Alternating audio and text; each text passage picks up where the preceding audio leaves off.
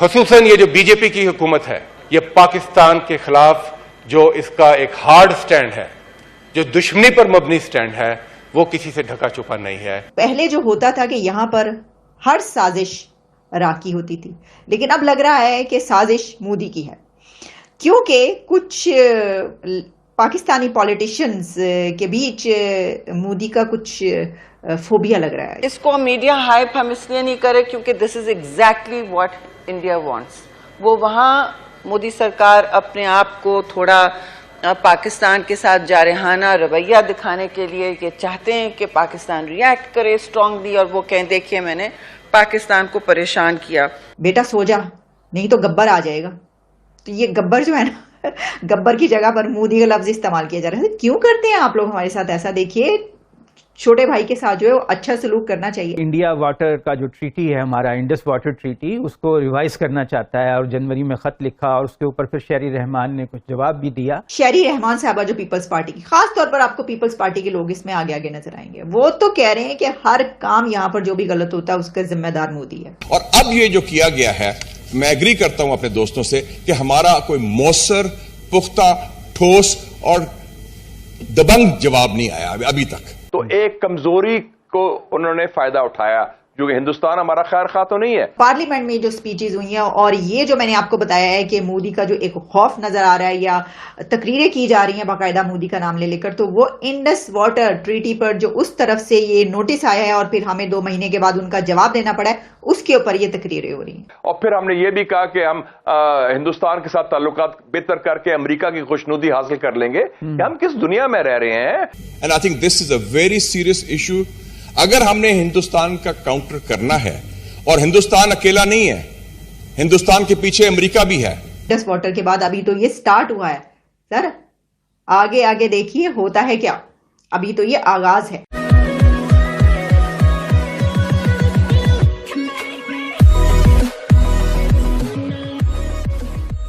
नमस्कार दोस्तों, पहला होता है कि जब आपके कंट्री का इम्पैक्ट किसी दूसरे कंट्री पर पड़ता है तब होता यह है कि वहाँ की आम जनता बात करती है इसके बारे में।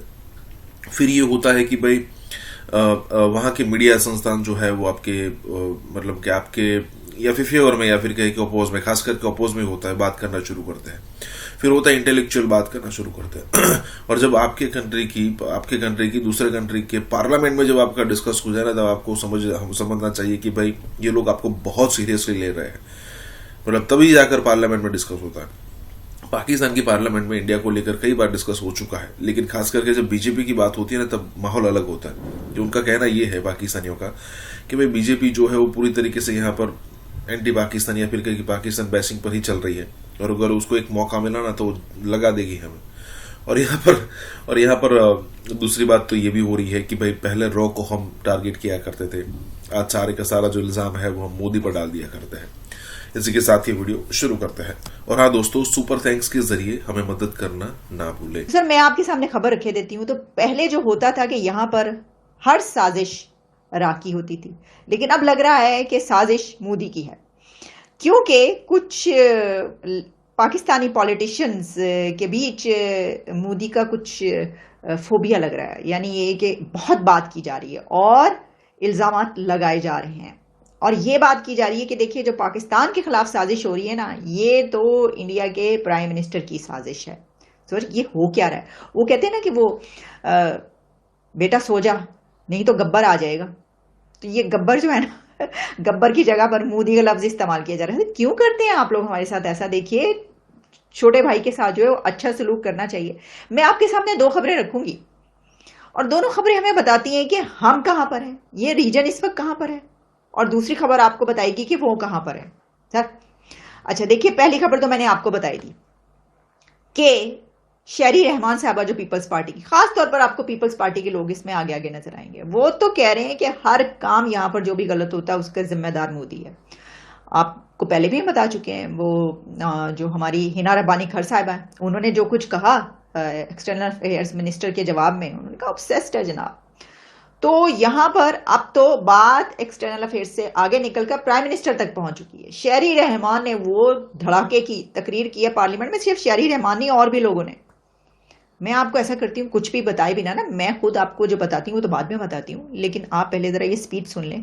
हिंदुस्तान ने जो 25 जनवरी 2023 को नोटिस दिया, उसका कॉन्टेक्स्ट ये है कि उन्होंने देखा कि पाकिस्तान के अंदर एक कमजोरी है, पाकिस्तान के अंदर एक स्ट्रेटेजिक क्लैरिटी नहीं है और उसको हम एक्सप्लॉइट करें। क्योंकि 2022 का सारा साल हमने सियासी चपकलिश और कौन बनेगा चीफ पर जाया किया, और इसलिए शुरू में उन्होंने इंडिया ने यह किया। And sir, there is a context also. There is a hat trick of hatred from India's side in the last 2-3 years under Mr. Modi. उन्होंने पुलवामा का किया 26 फरवरी को, first attack on Pakistan, Balakot, after 71। दूसरा हुआ 5 अगस्त 2019 को मकबूजा कश्मीर पर एनेक्सेशन की, और जिसका मैंने नोट किया, और हमारे दोस्त बैठे हैं जो इस वक्त गवर्नमेंट में थे उस वक्त, कि उस वक्त की हुकूमत भी और उस वक्त की मिलिट्री स्टैब्लिशमेंट ने भी I think strategic clarity show नहीं की। ट्वीट भी किया कि मोदी आएगा तो शायद हालात बेहतर होंगे, और वो दूसरे हमारे जो थे उस वक्त की फौजी एस्टैब्लिशमेंट वो भी ढीली पड़ गई कि नहीं, हिंदुस्तान से बात करो। हिंदुस्तान ने ऑफर किया सीज फायर, और सीज फायर इसलिए ऑफर किया मिस्टर चेयरमैन, चाइना की वजह से। उनको खौफ हुआ टू फ्रंट सिचुएशन का कि चीन और पाकिस्तान मिलकर हमारे खिलाफ ना कोई महाज बन जाए। उन्होंने ये भेजा, और हमें गलतफहमी हुई कि हम उनसे कुछ कर सकते हैं नेगोशिएट, और आपको याद होगा कि कहा गया कि अब कश्मीर पर भी बात होगी, सारा होगा। So we did not have strategic clarity on India. और अब ये जो किया गया है, मैं एग्री करता हूं अपने दोस्तों से कि हमारा कोई मौसर, पुख्ता, ठोस और दबंग जवाब नहीं आया अभी तक, अभी तैयारी नहीं हुई। और उसकी वजह क्या है sir? Because we are too busy fighting among ourselves. And I think this is a very serious issue. अगर हमने हिंदुस्तान का काउंटर करना है, और हिंदुस्तान अकेला नहीं है, हिंदुस्तान के पीछे अमेरिका भी है, they are also giving this. They want India to become the so-called power to counter China. तो उस हवाले से मैं समझता हूं कि 2-3 स्टेप्स हमें खुद लेने पड़ेंगे। पाकिस्तान के अंदर the most important thing is national unity. हम मोदी को तो ऑफर कर रहे हैं डायलॉग, मोदी को हमने कहा dialogue, why don't we have dialogue with among ourselves? Panic इस खत के हवाले से नहीं होना चाहिए, वो इसलिए कि हिंदुस्तान कुछ इसमें कर नहीं सकता जी। इस लेटर के हवाले से, वैसे तो फिर बहुत सारी बातें हो सकती हैं, मैं इस लेटर के हवाले से और इंडस वाटर ट्रीटी के हवाले से बात करूंगी। एक तो दोनों फरीक जब तक अग्री नहीं करें, दोनों ममालिक जब तक हामी ना भरें, इस ट्रीटी में रद्दोबदल नहीं हो सकता। वो इस वक्त रद्दोबदल की पहली हिंट दे रहे हैं। उन्होंने ये कहीं नहीं कहा है कि पाकिस्तान ने किस तरह इसकी वायलेशन, कहाँ वायलेशन है। There is no clarity, there is complete vagueness, and we feel that it is deliberately done to excite a domestic audience के जी हम पाकिस्तान के अब कुछ नहीं रह गया तो पानी पर ही शुरू हो जाएं। पर इसको मीडिया हाइप हम इसलिए नहीं करें क्योंकि this is exactly what India wants. वो वहाँ मोदी सरकार अपने आप को थोड़ा पाकिस्तान के साथ जारहाना रवैया दिखाने के लिए ये चाहते हैं कि पाकिस्तान रिएक्ट करे स्ट्रांगली, और वो कहें देखिए मैंने पाकिस्तान को परेशान किया। पाकिस्तान हिंदुस्तान के इन एक्शन से बिल्कुल परेशान नहीं है जी। सर बात ये कि ये जो अब आपको पता चला कि किस चीज पे ये उधम मच चुका है। मैंने आपको कहा था कि ये जो इंडस वाटर है, ये सिंध तास मुआहिदा, इसके ऊपर ये मामला उठेगा ही उठेगा। ये हंगामा हो रहा है, और पार्लियामेंट में जो स्पीचेस हुई हैं, और ये जो मैंने आपको बताया है कि मोदी का जो एक खौफ नजर आ रहा है या तकरीरें की जा रही हैं बाकायदा मोदी का नाम ले लेकर, तो वो इंडस वाटर ट्रीटी पर जो उस तरफ से ये नोटिस आया है और फिर हमें 2 महीने के बाद उनका जवाब देना पड़ा है, उसके ऊपर ये तकरीरें हो रही हैं।